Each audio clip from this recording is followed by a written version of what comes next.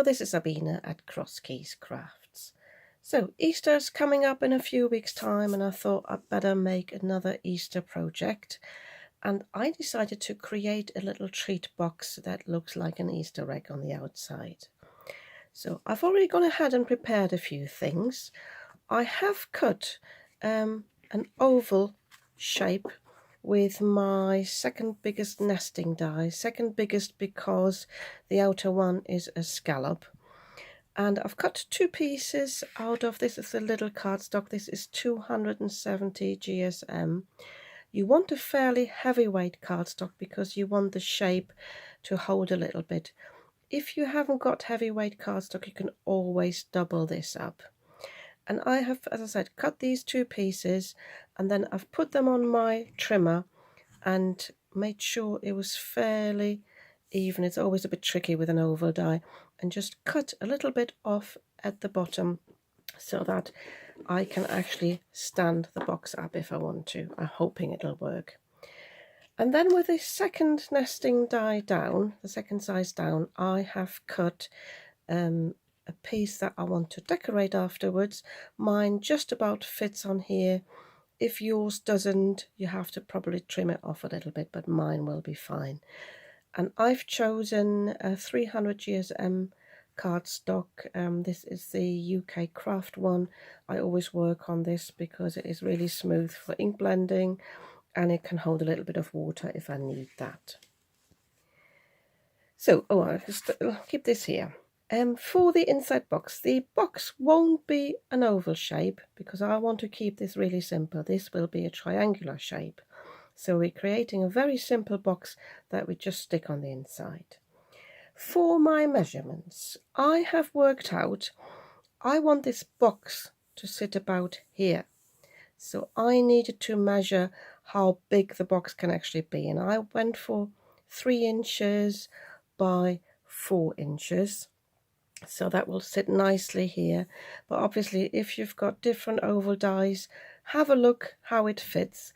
I also recommend just cutting a piece of scrap paper that size and make sure it fits nicely within this oval.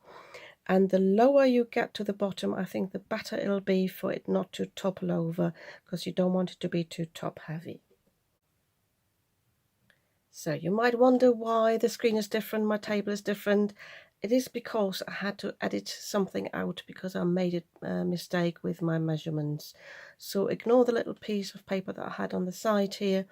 These are the correct measurements, and I didn't notice until I started scoring, and I thought this is all wrong. So what you need, let me just zoom in, is the width I wanted to go for. I did say 3 earlier. I wanted my box to be 3.5 inches wide by 4 inches. And I made a mistake before. You need to add 4 times the depth of your box. I'm going for 1 inch deep. I thought about going deeper, but then my cardstock wouldn't have been big enough because I wanted to cut this from A4 cardstock. If you've got bigger sheets, if you've got 12 by 12 or the little cardstock, you can use that. With a little cardstock, I'm wondering whether that is a bit too heavy actually to do the folding. So I went for this one here. I don't know if I said that in the first part. That's 180 GSM, and I think this will be perfect for the folding. So if I add 4 inches to this, I end up with a 7.5 by 8 inch piece. And this basically forms the lid of the box. And then for the bottom, I need to go a little bit lower. I haven't built the box yet, but I assume if you do 7 3/8 by 7 7/8, or just a little bit smaller, this should fit perfectly. So that's that. These are just my measurements. You can alter these as long as you add 4 times the depth of your box on all sides. Have I done it on all sides? No, I haven't. Bear with me whilst I work this out again. Brain fog alarm. Yes, of course I have added it on all sides because that is wider and that is wider, so that's fine. So I've got my scoreboard out. Let me just move it down a little bit now. Let me zoom out, that'll be better. And all we need to do now is to do some scoring to create the depth of the boxes. So I'm just scoring at 1 and 2, and then I'm turning it around and scoring it again at 1 and 2, and I'm doing this all the way round, and I'm doing the same on the second piece. I quickly do this off camera. To create the box, we need now to cut these 3 squares away. So I'm cutting on the left hand side here of the score line, on the right hand side here, and this one doesn't really matter where you cut it, because we're cutting into it anyway. And now with this one, we need to cut into here and then cut a little wedge off there. So you're doing the same here, so you can actually cut all the way through.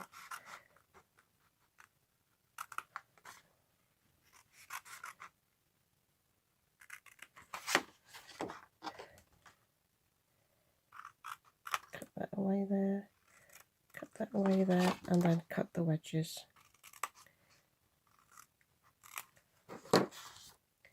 So you end up with this. And you do this on this side as well, and also on the other piece. Again, I do this quickly off camera. So now we need to fold all the score lines. They go all in the same direction, so they're all mountain folds. Don't necessarily need to burnish them. It also depends on your cardstock. If you've got a lightweight cardstock, you might get away with not burnishing them. If you've got a heavy weight, you want to burnish them a little bit, but you don't need too much there. So you don't need to burnish the corners there. So again, I'll do the other one quickly off camera, but you see how quickly it does actually go. The assembly is really easy. All you need to do, you need ideally a quick grab glue. I suggest it's best because then it doesn't fall apart. So you need to put some glue on these tabs here. And then you need to move them over. Oh, best show you this way round. So they need to sit on the side there. So close it neatly there. You see.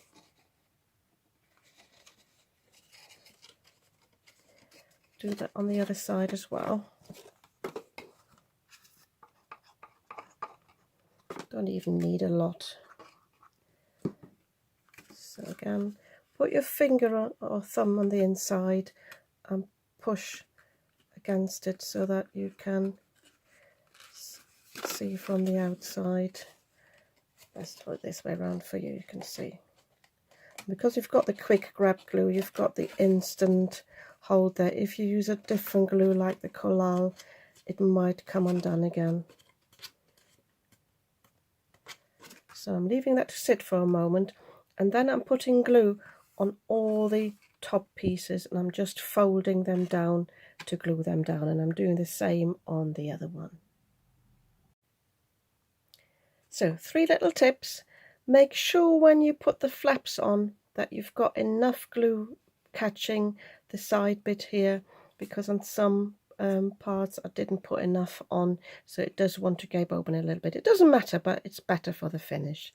The second tip is use your bone folder to go along the edges once the boxes have been glued together, because you get a much crisper edge here on the top, and even the corners will sit a bit more nicely. So you need a bit of pressure for that. But if you compare this now with the other one, it definitely looks a bit neater. And the third thing, I should have filmed that whilst I was gluing them together. So when you glue the insides in, fold the other ones that you don't want to have any glue on to the outside for the moment, so they don't interfere. So don't, you know, when they're sticking up, don't put glue on them then, because they might interfere. And you can also use your bone folder to go into these corners here and press the paper down there. It's just for the finish. I mean, it won't show on the outside, but it does look a bit neater. And also, if you use your bone folder on the inside, it helps the glue to adhere a little bit better. So it's definitely worth doing. I've got a few corners where the paper overlaps. I'm not bothered about that. If you are, you can always cut the top bit into, you know, cut some wedges for them as well. Just going over the sides here again. And then it's important to leave these to dry, because whilst they're still wet, they don't have the full sturdiness, but they are fairly sturdy. What I will try though is whether they fit perfectly. So my measurements are fine. And you've got a bit of friction, but they're not too difficult to open. Yeah, perfect. I'm happy with those. So I quickly want to decorate the front. Obviously, any decorations are fine. I just fancied using my Lavinia stamps again. And I had a little trial run earlier using the elements and using some sort of watercolor technique. I think I've seen this on Joe Rice's channel, but it didn't work for me. I'm going to link to her video below if I can find it. But I just decided to use my VersaFine Clair instead. And I'm using the Warm Breeze. By the way, I've got the Lily stamp here. I thought this would be nice for Easter, and because it's a tall stamp, that will sit there nicely. And I've got the Verdant. And I'm using my little finger daubers. You can obviously use a stencil brush, and I'm going to ink, let me just get this out of the way, going to ink up my stamp in different parts and different areas. So where the flowers sit, I want to put in the Warm Breeze, and I'm just dabbing over that. I'm not bothered about overlapping a little bit,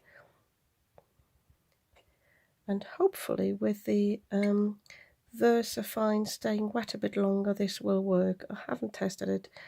Doing a little bit on there on the top, and then using the Verdant, and I'm just going over the rest because I might have some residue of the Warm Breeze on there. I'm only doing it on the edge of my ink pad, and I'm not fussed if I overlap the colours on the stamp.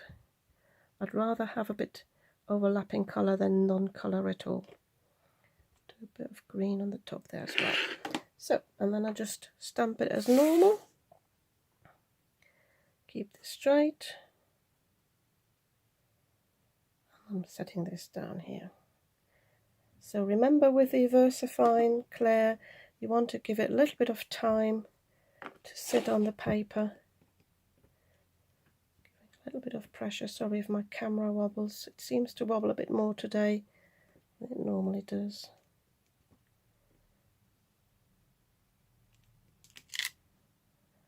And it's a bit dry. Can you see? Maybe it took too long to apply it. Because I'm not in my inking step, in my stamping platform, I'm not going to do this again. What I might do is come in with some inks and just use a bit of watercolor, use some like watercolor. I might just do that. So bear with me whilst I get that ready. So I've got the blue atoll, which goes nicely with the Warm Breeze, and I've got the, no, that's the wrong one. Sorry about that. I've got the Lime Punch that goes with the Verdant. So I've got an acrylic block here. You can also use a little tile or just a laminating sheet. And I'm just putting some ink down on them, and then I'm using my water bottle just to add some water. And then I can use these like watercolor inks.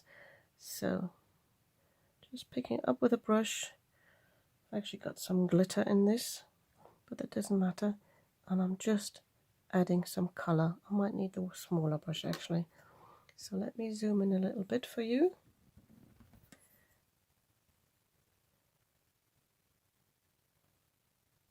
Yeah, definitely got some sparkle here. Could have been some residue on the brush. This is from my new mirror watercolour, a silver watercolour. I used that recently and it gives a lovely shimmer to all your rings. So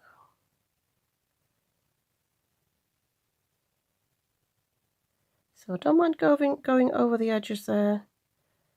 Not, I'm just following roughly the shape. I wanted it to look a bit like a watercolour anyway, so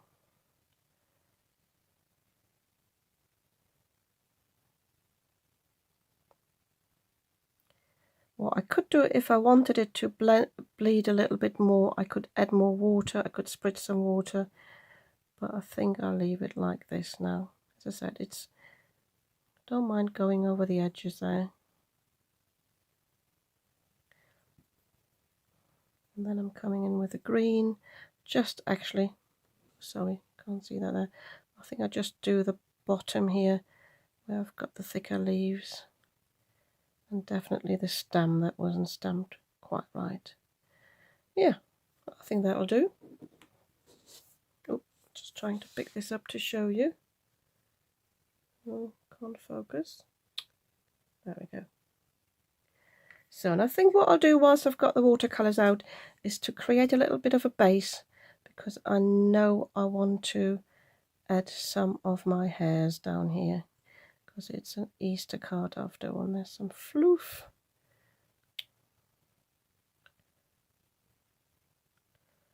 Get rid of that. So I might even add a little bit of blue down there, just play around a little bit with the colour. Okay, and what I will do is quickly heat set this with my heat tool, just on a low setting, so when I stamp my hairs this won't interfere. And I would like to stamp my hairs. I've picked two here from the Wild Hairs set large, so these two here. Obviously you've got the Whimsical Hairs as well. There is a small Pippin if you've got that one. And I've also got a few butterflies and the bee, because we've got so much space here. I think this needs filling a little bit more at the top. I normally have got the tendency to stamp these in black, but because it's an Easter card and we've got these sort of gentle colours here, I'm actually going to use the pine cone. I think this would be really nice as a contrast. So as usual, I'm just inking this up, making sure I've got enough ink on here. Yeah. Now I taught myself to check here that I've got enough ink, because in the past I sometimes didn't get enough ink on there. And I'm just setting him down where I put the grass. I say him, it might be a her.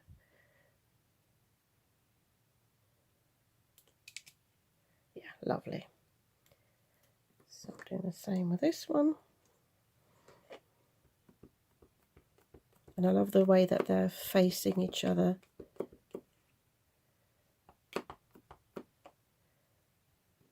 Straightening this a little bit again.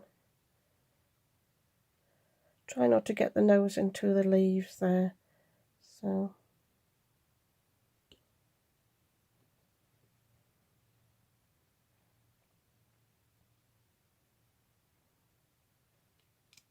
yeah, lovely. So I'm just getting some little acrylic blocks for the little stems, and then I'm just going to stamp the bees and the butterflies on the top. I think I quickly do this off camera. I have stamped this is the bee miniature, and this is the butterfly from the Fairy Bug set. And I just got my acrylic block out again and my inks, and I coloured them like I coloured the flowers. But don't forget, you can also use your Kuretake pens if you got them. They work for watercolours as well.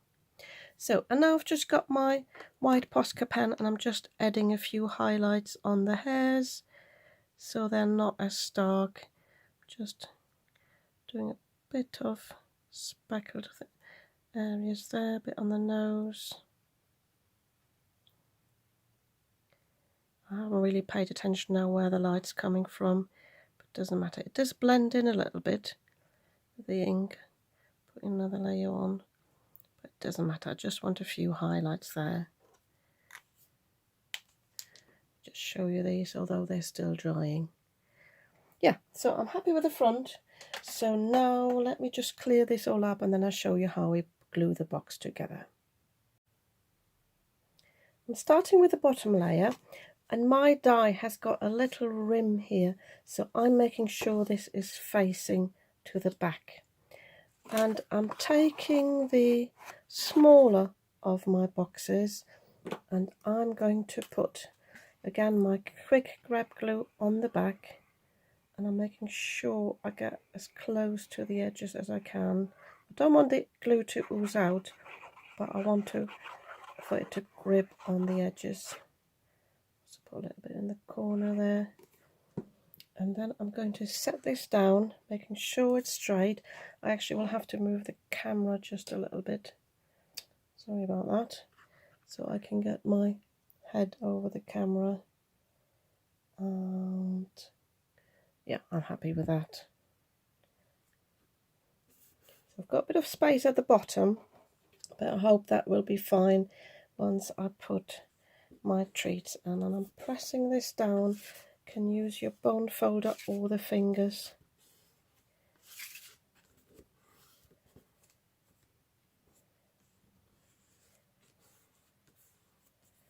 And again, this helps the glue to adhere. If you've got a bit of residue like I have on the side there, I like to use my pokey tools. I've got the silicone on the side and I just like to pick it up like that and just spread it out a little bit, and then it comes off. So for the front, I suggest you decorate this before you glue this down. So hopefully the Posca pen is dry now. I think that's fine. So for this one, I'm using my magic glue. Apologies if I sometimes don't link to this. I have bought it on eBay, and I don't really like linking to eBay. But if you put in magic glue and this picture of the red tube comes up, you know you found the right one. And I really love this one. Never had any issues with clogging. The only thing is not to use it on thin, super thin cardstock, because it does show a little bit like lumps. So I'm placing this on the front, trying to get this straight and centered. With a quick grip glue you've got a little bit of wiggle room, but not much, but I'm happy with that now. So I'm just turning it over, and again I'm pressing from the back to adhere it everywhere.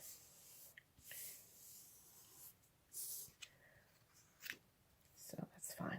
So now I'm placing the lid onto the box there. That fits perfectly, and I'm putting my glue on here.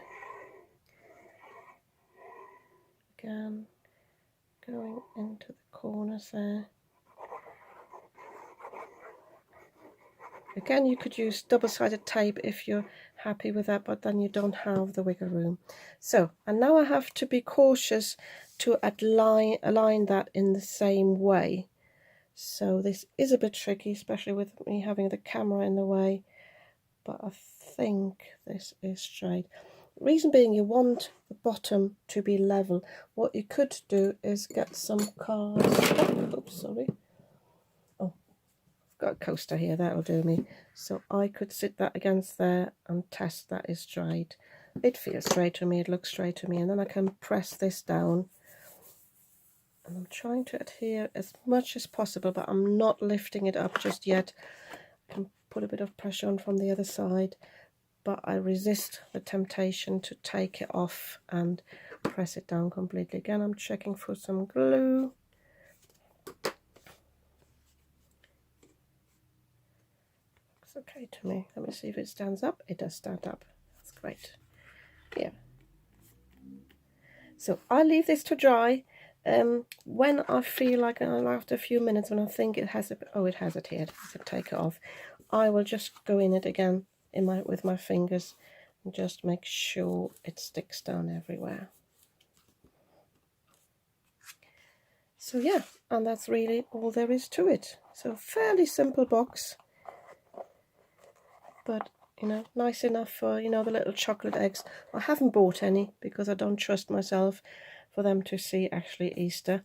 I might put a few more embellishments on, like a few, you know, Nouveau drops or something else. But yeah, I think this is really cute, and as I said, it stands up and is really easy to make. So I hope you like this little project. If you do, you might want to give me a thumbs up. And if you'd like to see more of what I'm creating, you might want to subscribe to my channel. I'd be very happy about that. And I'll see you soon with another video.